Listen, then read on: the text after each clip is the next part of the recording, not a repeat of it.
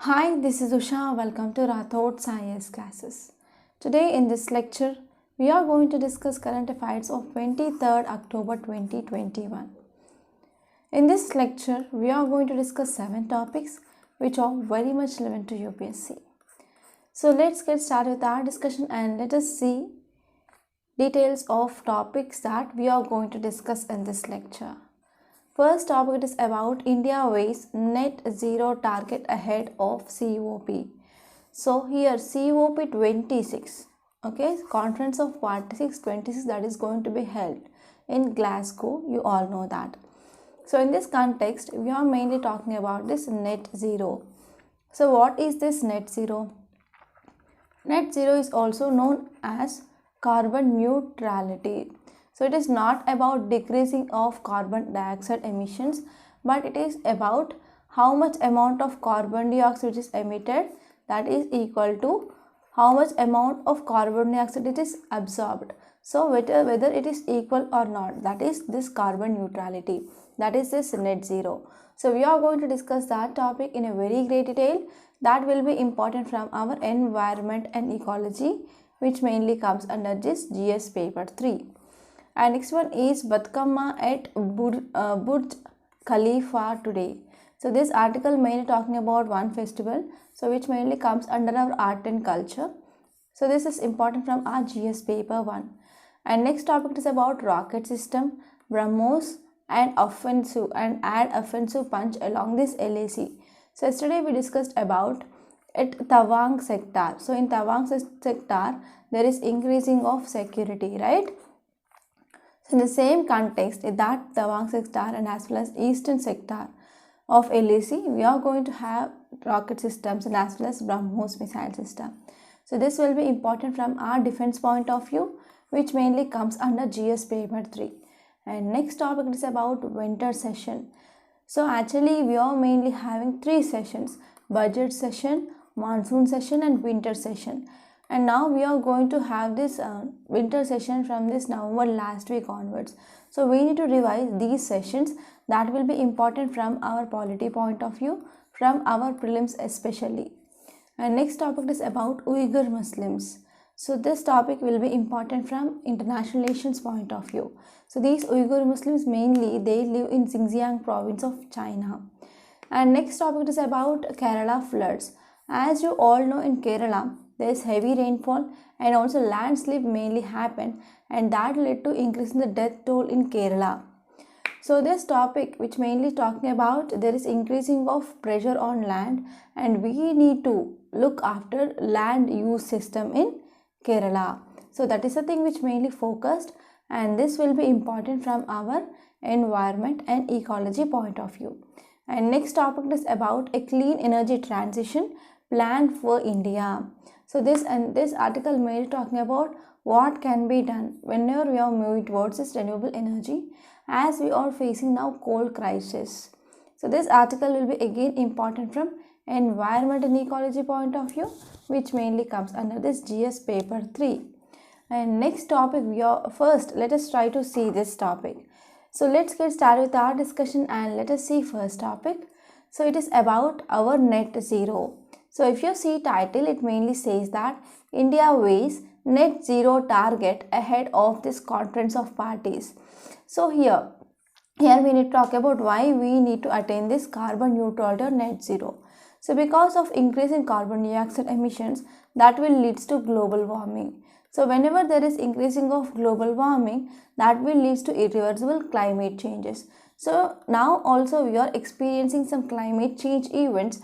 For example, there is increasing of landslide, there is also increasing of melting of glaciers, and there is increasing of sea level rise, and we are seeing unexpected heavy rainfall and as well as drought in some areas, and we are also experiencing there is increasing of number of glacial lakes. So these are the some important events that are mainly caused because of our climate change. So in this context, here not only India but also all countries, they need to take pledge to decrease or to control their emissions such that will control global warming and save our planet, right? So now let us try to talk about this article. So this article will be important from our GS paper 3 point of view. So if you are talking about context, Okay, so if you see context, it mainly says that India has not entirely ruled out the possibility of agreeing to this net zero climate target. So if you're talking about this net zero climate target, so many countries they came up with this net neutrality, this carbon neutrality by 2050. But in case of India, we didn't come. So this is the thing which mainly said in this article. So if you see this infographic, which mainly gives much information. So it mainly says that in 2015, over 190 countries they committed for limiting of global warming to 1.5 degrees Celsius above our pre-industrial levels. For example, countries like UK, France, they already enacted laws to achieve this carbon neutrality or net zero target by 2050. And China also came up with this target by 2060. So in this way here, this mainly put pressure on India because India it is the third largest emitter of this carbon dioxide emissions after countries like US and as well as China. So India it is third largest emitter of this carbon dioxide. So because of this pledges which are done by different countries, that mainly increases pressure on India. So what is this net zero?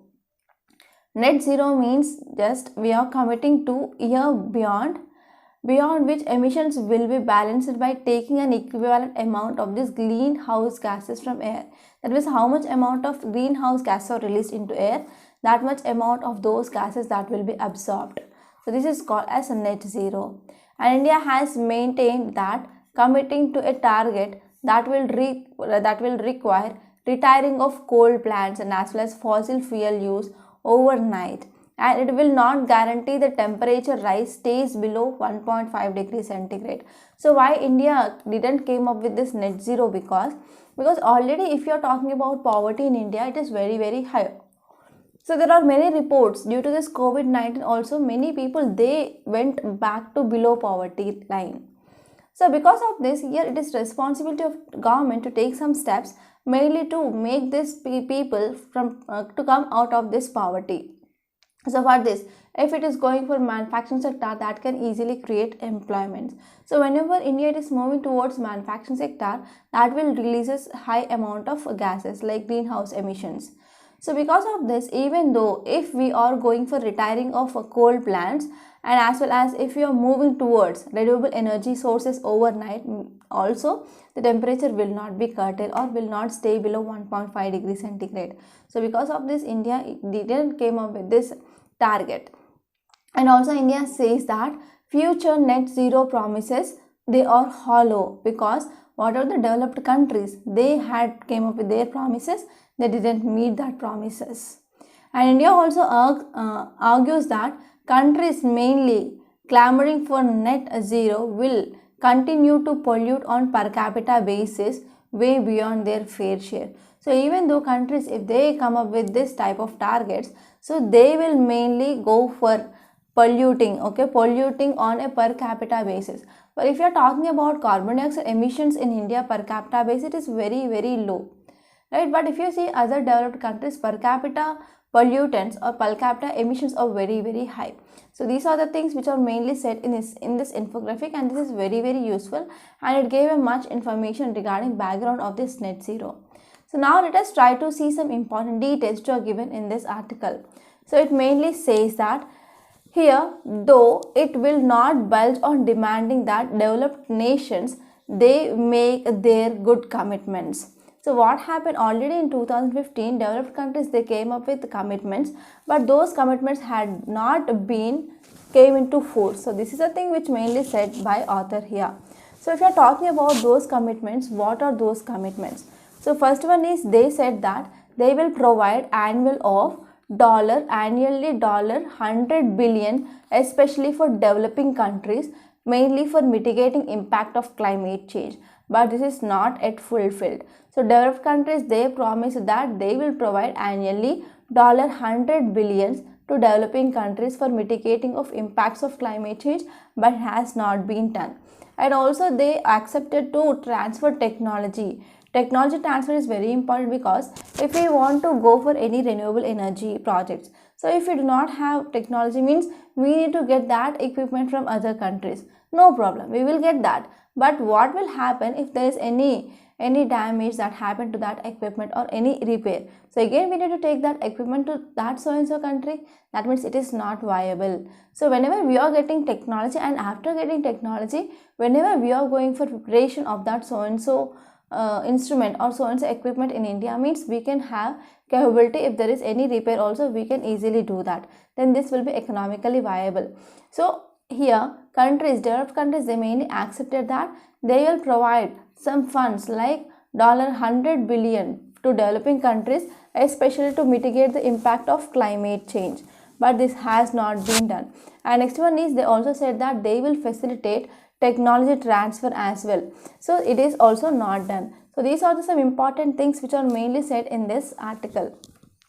So next one is, ahead of this 26th meeting of United Nations Conference of Parties. So we are going to have this Conference of Parties COP meeting, right, in Glasgow. So here we are mainly focusing on making the meet to success. It is to have all nations to commit net zero. So one important thing which is mainly said in this COP26 is, so all the countries, they need to come up with this net zero targets. Okay, so this is about this topic. And now let us try to see what will be the impact of development. So if you are talking about whenever all countries, they are coming up with this net zero target by 2050. So all countries all countries whenever they doing this, that is carbon neutrality by 2050. So whenever we are having this net zero, we are going to, all the countries are pledging for this net zero by 2050, then what happen? So it will have some chance of restricting average temperature around 1.5 degrees centigrade, and it will also provide emissions to fall around 45% of 2010 by 2030. So this is a good sign. And if you are talking about net zero, it means it is also called as carbon neutrality. Net zero is also called as carbon neutrality. So which mainly says that amount of absorption of greenhouse gases is equal to amount of emission of these greenhouse gases in our atmosphere. So if you are talking about net zero and Paris Agreement, so the net zero goals did not figure in 2015 Paris Agreement. So this is one important thing. So these net zero targets are not present in our 2015 Paris Climate Agreement or Paris Climate Deal. You can say either of its names. So here what happened? So this Paris Agreement, which only requires every signatory to take the best climate action it can to decrease this carbon dioxide emissions or greenhouse gas emissions. And countries, they need to set 5 or 10-year climate targets for themselves, and they need to demonstrate and they need to show they have achieved those targets. So this is a thing which is under this. And not only this, the other requirement, it is that targets for every subsequent time frame that should be ambitious than the previous one. So these are some important things that you need to remember. And now let us try to see what are these India's challenges. So if you are focusing on India's challenges over next 2 to 3 decades, India's emissions, they are likely to grow at the fast pace in the world. So in the world, reports mainly says that here there is increasing of carbon dioxide emissions or greenhouse gas emissions in our atmosphere. So why? Because here this is the responsibility of the government to pull hundreds of millions of people from poverty. And next one is, here India also says that whenever we are going for afforestation or reforestation, it would be able to compensate for this increased emission. But there is no amount of afforestation and reforestation that would be compensate for this increased emissions. And last important reason which mainly said by India is, most of these carbon removal technologies right now, they are very unreliable, and as well as they are very much expensive. That means we don't know whether they are efficient or not. Okay, and next one is, even though if we want to get that technology, it is a very, very costly. So these are some important challenges. And now let us try to see next topic. It is about our Burj Khalifa. So this is this Burj Khalifa. And why it is in news? Because this Batkama festival, it is a flower festival of state of Telangana, will mainly feast the people of Dubai. Okay, so because of this we need to talk about this topic, and especially we need to focus on this Burj Khalifa and as well as Batkama festival. So if we're talking about context, it mainly says that flower festival of Telangana, that is Batkama, will feast the people of Dubai. Okay, Dubai with world's largest screen on Burj Khalifa. So if you're talking about some facts regarding this Burj Khalifa, so it is nothing but skyscraper in Dubai, and it is a city in United Arab Emirates, that is UAE. So it is also known as Burj Dubai as well. So it mainly inaugurated in year 2010. So if we're talking about total length, that is about 829.8 meters, and it is one of the tallest building in the world. Okay, it is mainly containing largest number of stories in the world, that means floors. So this is about this topic. And now let us try to see some facts regarding this Batkama festival. So if you are talking about this Batkama festival, it is nothing but it is a very colorful and as well as vibrant festival of the state of Telangana. And this festival, which is mainly celebrated by women. Okay, women, they will collect different types of flowers and they will arrange these flowers in a rows. Okay, they will take some plate like thing, and on this plate they will be arranging flowers in a row. Okay, so in this way, this Batkama, it is like a beautiful flower stalk. It mainly arranged in different unique seasonal flowers, and they will be having some medicinal values, and as well as they will arrange those flowers in 7 concentric layers in the shape of temple gopuram. So these are some important things that you need to remember regarding this topic. And now let us try to see next topic. Title says rocket systems, BrahMos add offensive punch along this LAC region. So we are going to give a tough fight, okay, tough thing across our LAC, especially in this eastern sector. So now let us try to see this topic in a very great detail. So if you see context, it mainly says that India's military posture in the Tawang sector. So in this Tawang sector, if you are talking about India's military posture, they added some offensive punch with armies mainly deploying Pinaka and as well as a Smerch long range rocket, and as well as this Pinaka it is there, and as well as Smerch long range and even multi-barrel rocket launch system. And we also having this BrahMos supersonic cruise missile in this region. So here we are mainly going to talk about what is this Pinaka, what is this I can say like what is this BrahMos, right? So you have to remember this, and this will be important from your prelims point of view. So if you're talking about details, it mainly says that Pinaka and Smerch rock systems, they have been deployed across our LAC. So our line of actual control, especially in eastern sector, we came up with the deployment of Pinaka and as well as Smerch rocket systems. So if you're talking about another thing, that is BrahMos. So the BrahMos has also been deployed in Tawang sector. And apart from this, in addition to this rocket systems, there is also deployment of BrahMos missile. So if you're talking about range of this BrahMos missile, it is over 290 kilometers. So because of this long range of this BrahMos missile, so this will provide an ability, or we can say capability to hit targets deep inside China here. So if we're talking about some facts regarding this Pinaka, it is indigenously multi-developed multi-barrel rocket system, and this Pinaka system mainly developed by DRDO, Defense Research and Development Organization, and it is having some weapon system, and this system has a state-of-art guidance kit which mainly bolstered by an advanced navigation as well as control system. So here in this Pinaka, which is mainly containing state-of-art guidance kit, okay, and it mainly contains some advanced navigation as well as control system, etc. And this Pinaka Mark II rocket, it is mainly modified as a missile by integrating with the navigation, control and as well as guidance system. And this Pinaka system will also improve efficacy and as well as accuracy. And if you're talking about Smerch here, Smerch which is mainly procured from Russia, so it is also one of the longest range conventional rocket system. And next one is Army's inventory with a maximum of range, that is 90 kilometers. And if you're talking about what will be the advantage, so because of the battery of 6 launchers of Pinaka, they can fire a salvo of 72 rockets in 44 seconds, and thereby it will be helpful in neutralizing an area of 1000 into 800 meters. So these are some important facts that you need to remember regarding this topic. Let us try to discuss next topic. Title says winter session likely from November end. So here we need to focus on this winter session. This will be important from our GS paper 2 under polity.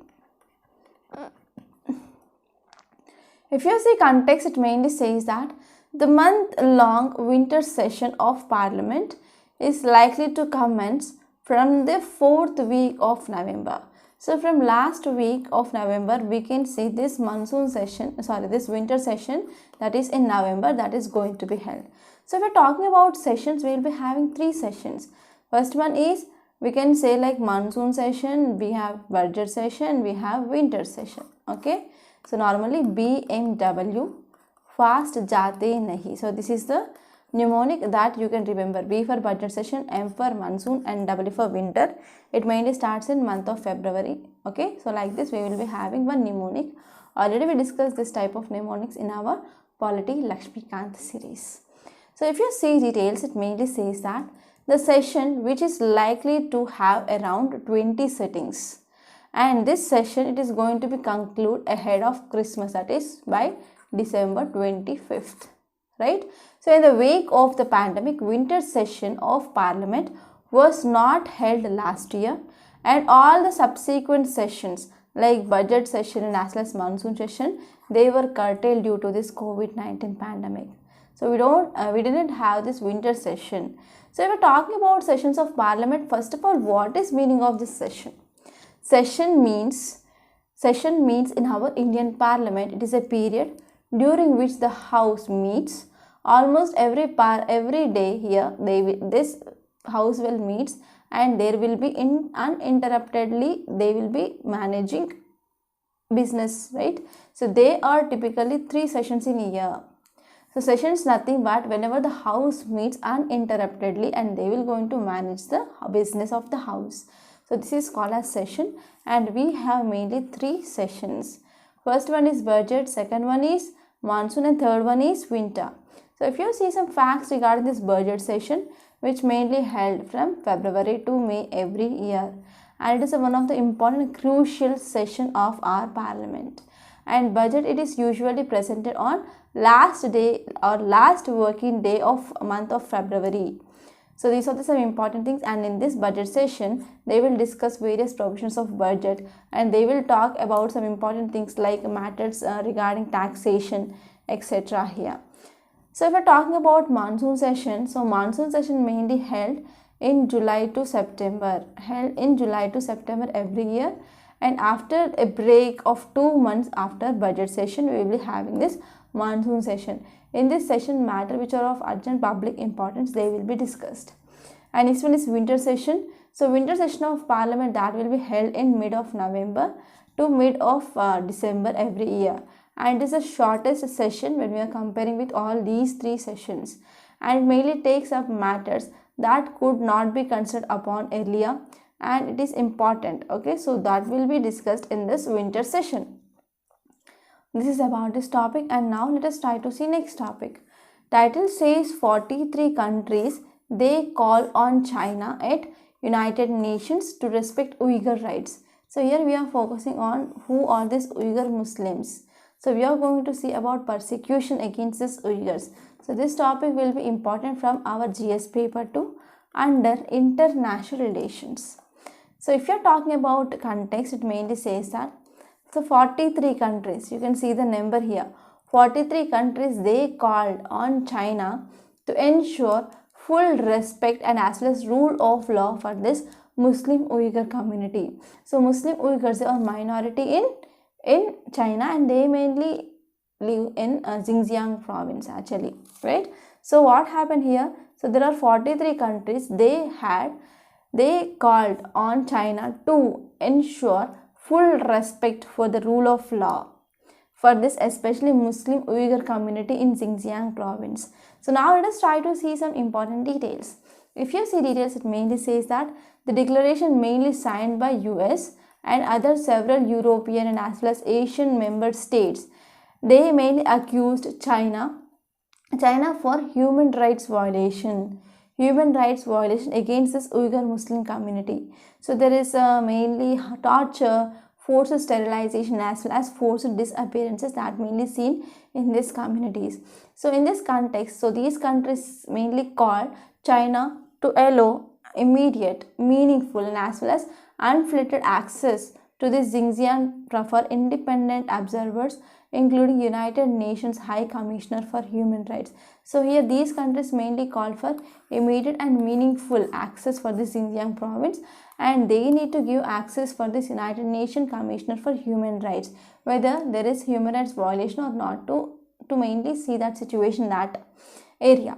So if you are talking about some facts regarding this Uyghur Muslims, they were predominantly Muslim community and they are Muslim minority in China and they belongs to Turkic ethnic group.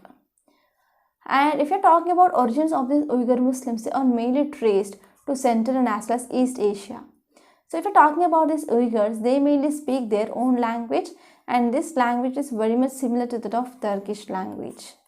Okay, and Uyghurs, they are mainly considered to be one of 55 officially recognized ethnic minority communities in China. So if we are talking about currently, the large population of this Uyghurs ethnic community mainly seen in this Xinjiang province of China. And also not only in China but also these Uyghurs are seen in a significant population in our neighboring Central Asian countries, for example Uzbekistan, Kyrgyzstan and as well as Kazakhstan. So now let us try to talk about why there is persecution of these Uyghurs.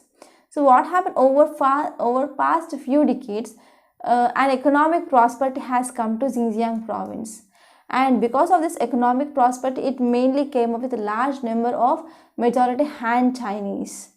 And these Han Chinese, they conquered good jobs and they left these Uyghurs feeling their livelihood and as well as identity, they were under threat.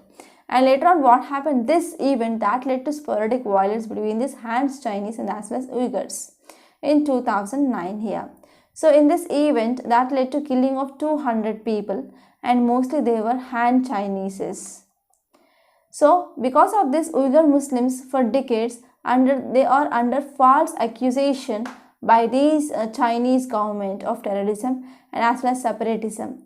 And finally these Uyghur Muslims, they mainly suffer from abuses include persecution, forced detention, intense scrutiny and as well as surveillance and as well as open slavery.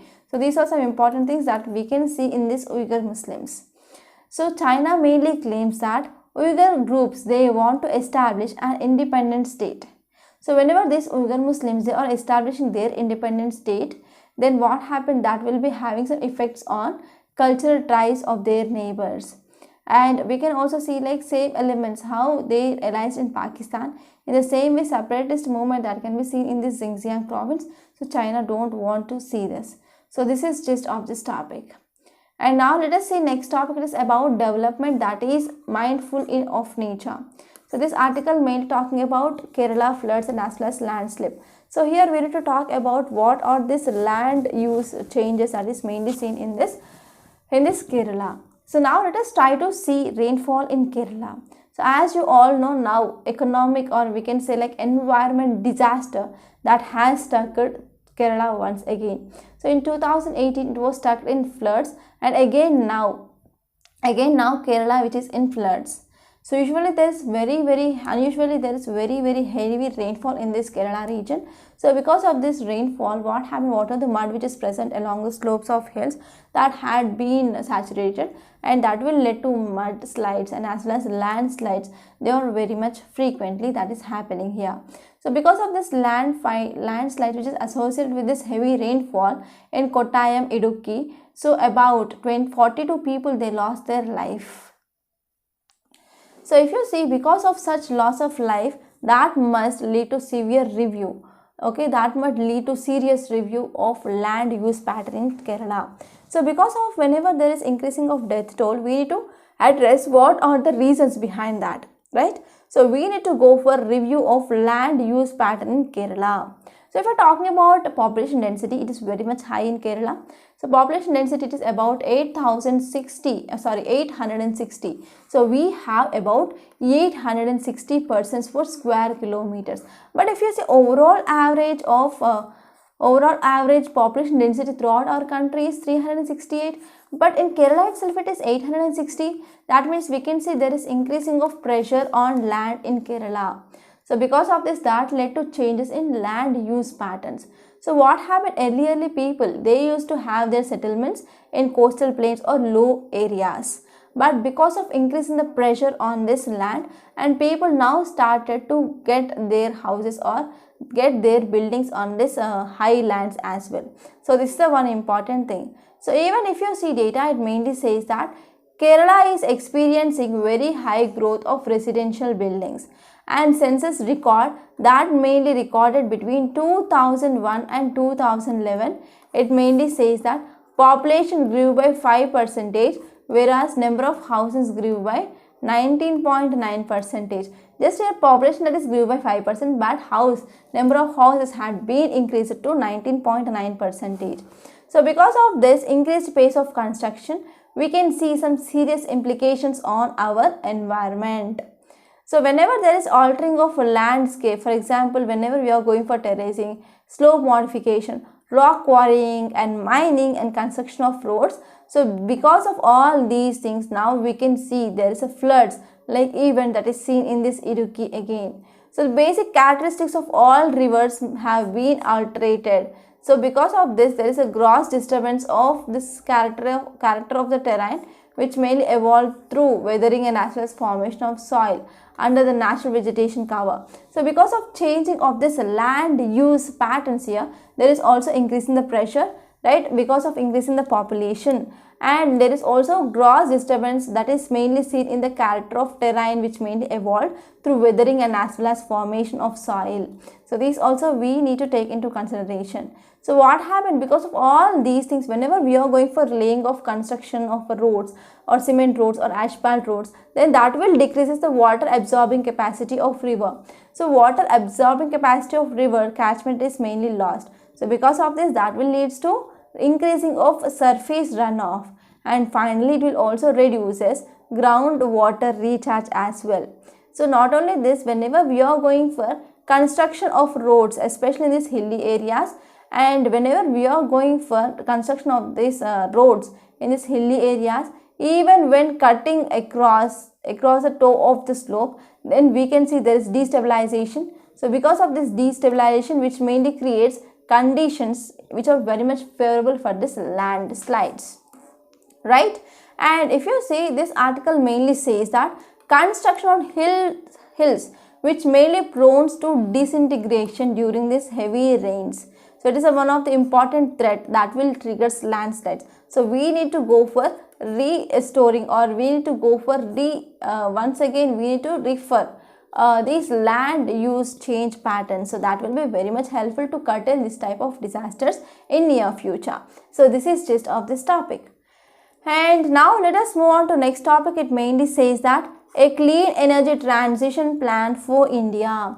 So this article mainly talking about we need a transition plan such that we can address two important things like providing electricity to people, that is energy security, and we can also combat climate change, or we can go for our achieving of our targets regarding climate change mitigation as well. So this is some brief background. So now let us try to see this topic, and this is important from our environment and ecology point of view, which mainly comes under GS paper 3. So if we are talking about climate change, so this article, it is mainly revolving around climate change. So energy security mainly warrants uninterrupted supply of energy at affordable prices. So when we are talking about energy security, means it is nothing but, so government need to ensure there is uninterrupted supply of energy, and this supply of energy that to be provided at an affordable price to people, such that whenever it is not an affordable price, means many people they ignore this, right? So because of this, energy security includes both providing of this supply of energy without interruptions, and next one is it should focus on that should be available in affordable prices. So India mainly faces twin challenges of meeting aspirants of its 1.3 billion people. For example, regarding energy security, and also it is talking about contributes to global efforts to mitigate this climate change. So here we are mainly facing two challenges. First one is energy security, second one is global efforts to mitigate this climate change. And if you are talking about this Electricity Act of 2003, which mainly came up, and this act which mainly installed coal-fired thermal power projects. So this project mainly installed coal-fired thermal power project generation capacity in India. So what happened by installing of this coal-fired thermal power plants in India, that led to increasing of our production of electricity from 94 gigawatts to 192 gigawatts, and between this 2011 and 2017. So in this way, this act led to establishment of many coal-fired thermal power plants. So because of this, there is increasing of substantial installed capacity of our thermal energy. And what happened? So because of this thing, which mainly enabled our government to increase per capita electricity consumption by 37%. So because of this installing of this thermal power plants, so which mainly led to increase in our per capita electricity consumption by 37%. So if you are talking about thermal plants are the core, so if you are talking about importance of these thermal plants, so coal, it is one of the important fuel that India has in abundance, and as well as throughout the world we are having large amount of this coal deposits. So even in our Indian neighborhood also we have already permitted ready access to this piped natural gas as well. So if you are talking about this thermal power plants, they contributed 71% of 1382 billion units of electricity, and mainly generated in financial year 2020 to 21, right? So if you are talking about further, coal, it is therefore which is mainly playing an important role in maintaining our security, energy security, and as well as coal therefore plays an important role in India's ongoing efforts mainly to achieve our sustainable development goal 7. And this sustainable development goal 7, which mainly talks about to ensure access to affordable and as well as reliable and sustainable and modern energy for all. So our sustainable development goal 7, which mainly talks about sustainable access for this affordable, reliable and as well as modern energy. So this will be very much important. So if we're talking about when we are moving for this renewable energy, already we are having variable renewable energy sources. They mainly account for 24.7% of total installed generation capacity as of March 2021. Okay. So here this is the one important thing, we are mainly shifting towards even renewable energy sources such that we can compensate this demand. And next one is there is rapid growth of this variable renewable energy sources in India, and it has been largely aided by our public policy measures, and we need to get some financial incentives. And next one is if you are talking about current level of this renewable energy sources, for example in national power grid, and whenever there is increasing of cost of power procurement for discoms, so they need to increasing of tariffs as well, and these tariffs and these taxes that will be paid by finally consumer. So if you are talking about specifically the forum of regulators, they have estimated that total additional burden of grid integration of this variable renewable energy sources, that mainly includes $1.1 of balancing cost, and this one is $1.02 of standard capacity cost. So what happened whenever there is addition of this balancing cost and as well as standard capacity cost, that will be finally increasing the price, right?